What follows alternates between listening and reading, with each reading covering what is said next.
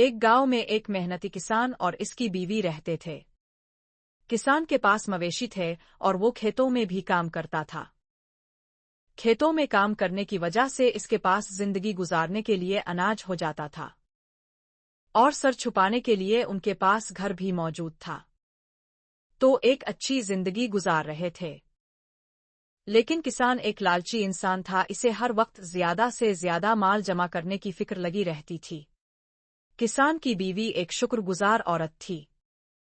وہ گھر کے سارے کام کرتی تھی، اور جو بھی اللہ تعالیٰ نے انہیں مال دیا ہے اس پر شکر ادا کرتی تھی۔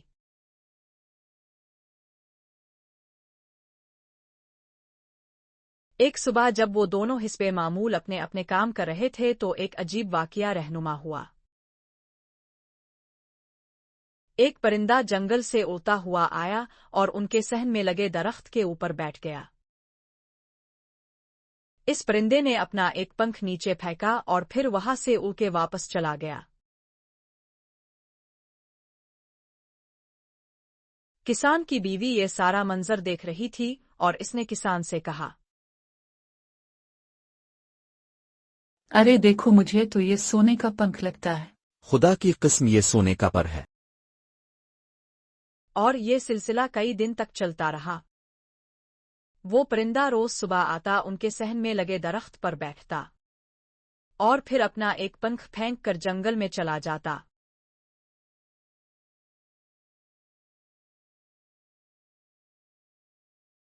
دونوں میاں بیوی بازار جا کر اس سونے کے پنکھ کو بیچ دیتے۔ ان پیسوں سے انہوں نے اپنے سارے قرض اتار دیے اور اچھی اچھی چیزیں خرید لائے تھے۔ لیکن کسان کے دماغ میں کچھ اور ہی چل رہا تھا۔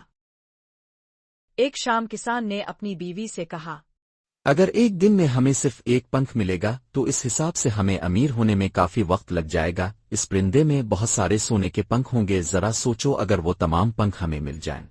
ہم اتنا زیادہ سونا کیا کریں گے؟ ہمارے پاس تو پہلے ہی سب کچھ ہے، اللہ تعالیٰ کی دی ہوئی ہر چیز ہے۔ ہاں سب کچھ تو ہے، لیکن اگر ہمیں پورا درخت مل رہا ہو تو کیا ضرورت ہے ایک ایک کر کے اس کا پھل کھانے کی؟ میرے پاس ایک پلان ہے، میں کل اسے پکڑ لوں گا۔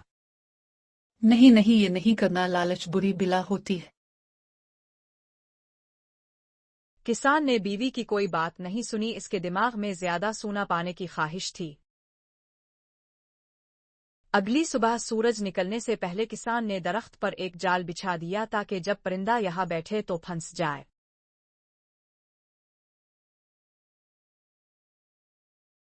اگلی صبح سورج نکلنے کے بعد پرندہ جنگل سے آیا اور درخت پر بیٹھ گیا۔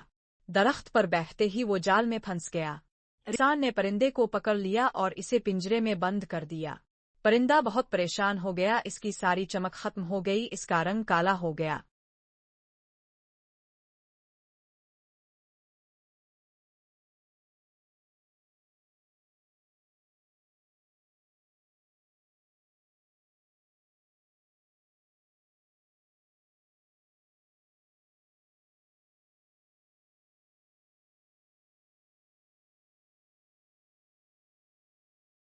میرے پر سونے کے تھے جب تک میں آزاد تھا، اب میں قید ہوں تو میرے پر سونے کے نہیں رہے۔ تم نے میرے سونے کے پر مجھ سے چھین لیے ہیں، اب وہ کبھی واپس نہیں آئیں گے۔ کسان پریشان اور شرمندہ ہو گیا۔ اس نے پرندے اور اپنی بیوی کی طرف دیکھا۔ اس نے پنجرے کا دروازہ کھولا اور پرندے کو آزاد کر دیا۔ پرندہ تکلیف میں پنجرے سے باہر نکلا اور اڑ کے دوبارہ جنگل کی طرف چلا گیا۔